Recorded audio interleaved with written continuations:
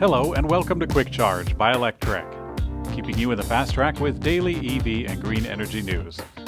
I'm Mikey G, and it's Wednesday, October 28th. Consumer Reports released a report based on a test of 17 driver assist systems. In the new 2020 rankings, GM Super Cruise, tested in a Cadillac CT6, took the first place spot, with Tesla Autopilot coming in second. However, when it comes to capability and performance, Consumer Report says, quote, "When it comes to lane keeping assist, Tesla did the best in our tests, but systems from Audi, Cadillac, and Lincoln performed almost as well. A good system will assist the driver by maintaining placement in the center lane and keeping the vehicle well within the lane boundaries." They wrote in Tesla's performance saying, quote, "A camera-based driver monitoring system that uses eye-tracking technology checks to see whether the driver is looking at the road, and that's why Cadillac Super Cruise is the clear winner when it comes to keeping the driver engaged." The EPA is starting to release its ratings on 2021 electric cars, and Tesla again is showing its efficiency supremacy. The 2021 Tesla Model 3 long range is getting an impressive 134 miles per gallon equivalent efficiency rating. The next runner-up is the Tesla Model Y long-range all-wheel drive at 125, then the Tesla Model 3 Performance all-wheel drive at 113, and in fourth place, the Tesla Model Y Performance all-wheel drive at 111. Coming in fifth place is the Mini Cooper SE hardtop at 108, and then two more Tesla Model X vehicles in sixth and seventh place. Efficiency seems to be the area where Tesla truly seems to be 3 or 4 years ahead of the competition. George Hott, CEO of Comma.ai, argues that Tesla should sell its self-driving computer chip and create some competition to Nvidia in the process. Until recently, Tesla was using Nvidia's chips, but the automaker has developed its own full self-driving chip, known as Hardware 3.0 self-driving computer. And in a new interview with Lex Fridman, Hotz made the argument that Tesla should sell those computer chips. Hotz argues that Nvidia basically enjoys a monopoly right now when it comes to training self-driving vehicles. While Tesla has no plans to sell their chips anytime soon, Elon Musk did say that Tesla plans to offer machine learning training as a web service with its new Dojo supercomputer. This episode of Quick Charge Podcast is brought to you by Electrify America, the nation's largest coast-to-coast charging station network for electric vehicles. No matter where you're heading, they have chargers nearby. And at charging speeds up to 350 kilowatts for capable electric vehicles, they'll help you get there fast. Find out what they're up to at electrifyamerica.com. That's electrifyamerica.com. Electrify America. Hello, freedom. Lordstown Motors has released a video of its endurance electric pickup truck in a tug-of-war battle against a 2019 Ford F-150 Lariat EcoBoost. Tesla made quite a splash with its Cybertruck vs. F-150 tug-of-war video, which later inspired a rematch challenge and even became the subject of internet gambling, although it wound up never happening at all. Now, Lordstown looks to be courting the same sort of controversy with the new video. As expected, the electric truck won the tug-of-war, but really, it's more about fun than anything else. A few YouTubers had the chance to see the GMC Hummer EV electric pickup truck prototype up close and personal. The vehicle shown is apparently fairly close to what buyers will get with the Hummer EV Edition 1, which was reserved out in just about 1 hour last week. The video showcases the interior, the rear bed, the front trunk, and much more. You can watch the full video on our site, electrek.co. BMW announced that it will release several new all-electric vehicles under the Mini brand in the next few years, including some crossovers.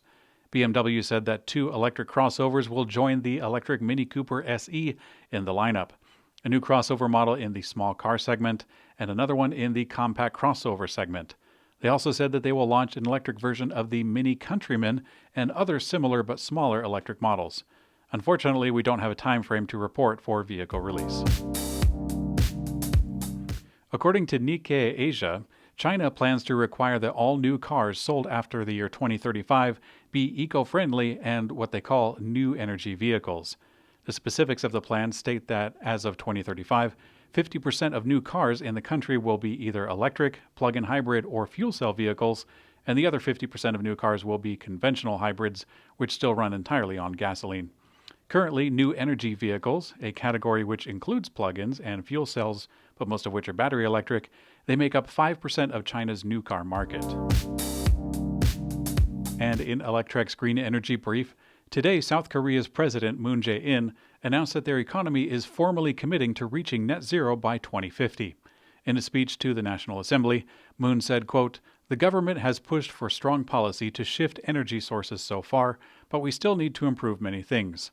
We will go towards carbon neutral by 2050, taking action on climate change." Nikkei Asia reports that KB Financial Group, Samsung C&T, and KEPCO have announced exits from thermal coal power projects. Australia has responded to the momentum of its neighbors with a refusal to set emission targets. Sydney Morning Herald reports, quote, "Prime Minister Scott Morrison said that he will not be dictated to by other governments' climate change goals, declaring that he is not worried about the future of Australia's exports, despite 4 of the country's top trading partners adopting net zero emission targets." Governor Ralph Northam signed the Virginia Clean Economy Act in April, meaning that we expect to see a lot of green energy activity in the mid-Atlantic state. The legislation requires 30% or more of electricity to come from renewable sources by 2030 and sets a target of 100% net zero by the year 2050. The latest solar farm to be completed in Dansville is a town that sits across from the North Carolina border. Independent think tank RethinkX, which analyzes and forecasts the speed and scale of technology-driven disruption, released a report that says that most of the world is technologically capable of achieving 100% wind, solar, and storage electricity grids in 10 years. They write, quote, "We are on the cusp of the fastest, deepest, and most profound disruption of the energy sector in over a century. Like most disruptions, this one is being driven by the convergence of several key technologies whose costs and capabilities have been improving on consistent and predictable trajectories, namely solar, photovoltaic power, wind power, and lithium-ion battery energy storage. Our analysis shows that 100% clean electricity from the combination of solar, wind, and batteries is both physically possible and economically affordable across the entire continental United States, as well as the overwhelming majority of other populated regions of the world by 2030. And finally, in Electrek's personal mobility coverage, electric bicycle boom in the U.S. is bigger than we thought. It's actually getting bigger. According to Ed Benjamin of the Light Electric Vehicle Association, the U.S. imported around 270,000 electric bicycles in the year 2019. But now the U.S. is expected to more than double that figure to as many as 600,000 e-bikes this year. As more riders realize the benefits of electric bicycles and major companies keep bringing the cost down, the sky's the limit for e-bike sales in the United States. Thanks for watching Quick Charge by Electrek. We also have an audio version on your favorite podcast player. I'm Mikey G, and I will see you on the later.